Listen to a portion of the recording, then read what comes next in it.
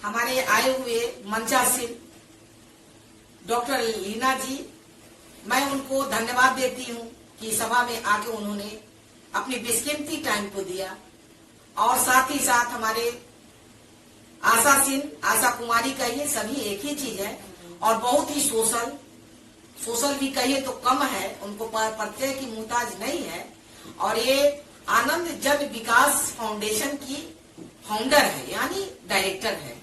और मैं उनको नमस्कार करती हूँ जो उन्होंने बेशकीमती टाइम दिया। और हम तो इस सभागार में, जगत टेस्ट सेंटर के सभागार में, और हमारे दूर से आई है हमारी महिला टीम से जो काम करती है, हमारी प्रतिमा जी, संगीता जी हैं जो सोशल वर्क से हैं। और मैं उनको सबको आगे प्रेरणा देती हूँ कि कहीं भी महिलाओं के लिए यदि कोई भी चीज यदि दबाना चाहे तो आप मुझे कॉल करिए, चाहे 24 घंटा मेरा कॉल खुला रहता है।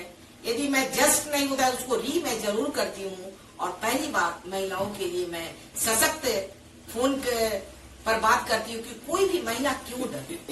एक महिला पुरुष को उन्होंने पैदा किया। महिला एक, हम लोग एक स्लोगन है कि नारी नर की खान। सिंपल सी मैं स्लोगन एकदम धरातल से कहना चाह रही हूँ कि मुझे कोई बनावटी नहीं है कि नारी नर की खान है। जो राम और कृष्ण को पैदा करती है वो रानी, और वो जो नारी क्यों महिला हो जाती है, वो क्यों कमजोर हो जाती है, तो वहाँ भी लाचारी है क्योंकि पुरुष जात उसको आगे नहीं बढ़ने देना चाहता है। और पुरुष जो नहीं आगे बढ़ना देना चाहता है तो उसको आप अपने से बैठिए कि मैं क्या कर रही हूँ। मेरी अपने आप में देखिए कि आप शक्तिशाली हैं। आप एक बच्चे का जन्म देती हैं और वो बच्चा राम कृष्ण बन सकता है, वो बच्चा पायलट बन सकता है, वो बच्चा साइंटिस्ट बन सकता है। तो आप क्यों नारी, आप क्यों गंदा करती हैं? आप तो, हम तो कहते हैं कि पानी पी के भी हम दुनिया में चलना सीखते हैं। और हमारे सामने जितने भी महिला हैं तो उनको, जितने भी महिला हैं जो एक सभी जगह सभी सेक्टर में दबंग है। और ये नहीं है दबंग कोई किसी का, ये नहीं है अपनी हक को लड़िए।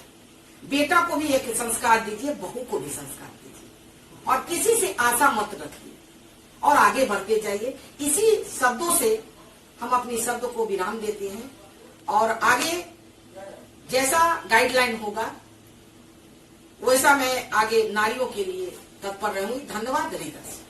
थोड़ा सा समाज में रह के इन मुद्दों तो शुभकामनाएं हैं कि आज नारी सुरक्षा सेना का उद्घाटन किया गया है, लॉन्च किया गया। उम्मीद है कि ये नारी सुरक्षा सेना जो है वो महिलाओं के लिए बेहतर तरीके से काम करेगी।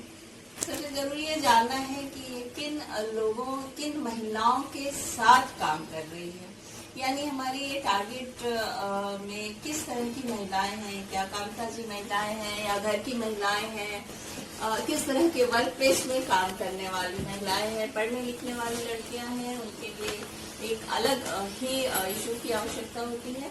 लेकिन खास करके जब हम बात करते हैं नारी सुरक्षा की, तो नारियों के लिए आज नो डाउट है कि वो घर से बाहर निकल रही हैं, खास करके असंगठित क्षेत्र में। संगठित क्षेत्र से ज्यादा महिलाएं काम करती है। असंगठित क्षेत्र का अर्थ ये होता है कि जो श्रमिक वर्ग है, जो कामगार महिलाएं हैं, वो बहुत ज्यादा है, बल्कि नौकरी पेशा महिलाओं के अपेक्षा भी हो जाता है। लेकिन महिलाएं कोई भी हो, कहीं भी हो, काम कर रही हो, उनको वर्क प्लेस पर उनको बहुत तरह की उत्पीड़न का भी सामना करना पड़ता है। तो जब महिलाएं घर से बाहर निकलती हैं तो उनके लिए उनको यह बताना जरूरी होता है।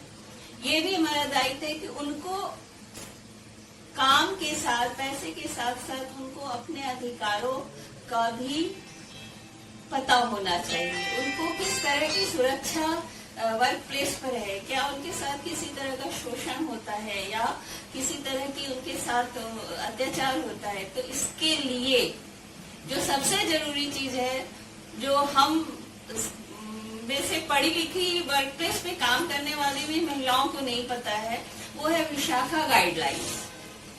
और मुझे लगता है कि यहाँ बैठे हुए भी हम लोग बहुत कम लोग इसके बारे में जानते हैं। तो विशाखा गाइडलाइंस वर्क प्लेस पर महिलाओं के उत्पीड़न के लिए जारी किया गया है। ये 97 में ही विशाखा गाइडलाइन जारी हुआ था, लेकिन इसे लागू बाद में किया गया है 2003 के आसपास। और इसमें वो गाइडलाइंस हैं कि किस तरह की हरकत महिलाओं के साथ किया जाना महिला उत्पीड़न के तहत आता है और वो इसकी शिकायत कर सकती हैं।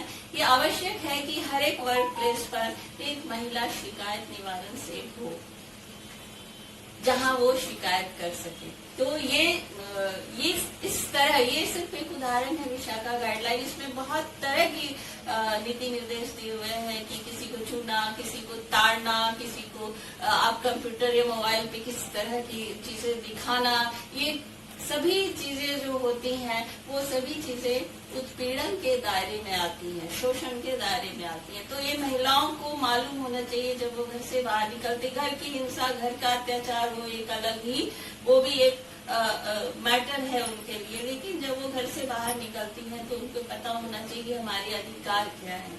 तो विशाखा गाइडलाइन खास करके वर्क प्लेस पर महिलाओं के उत्पीड़न के लिए उनको एक सुरक्षा प्रदान करता है। और मुझे उम्मीद है कि जब ये नारी सुरक्षा सेना काम करेगी तो हर महिलाओं को जो घर से बाहर निकलती हैं उसको इसकी जानकारी दी जाएगी ताकि वो अपने आप को सक्षम और सशक्त महसूस कर सके।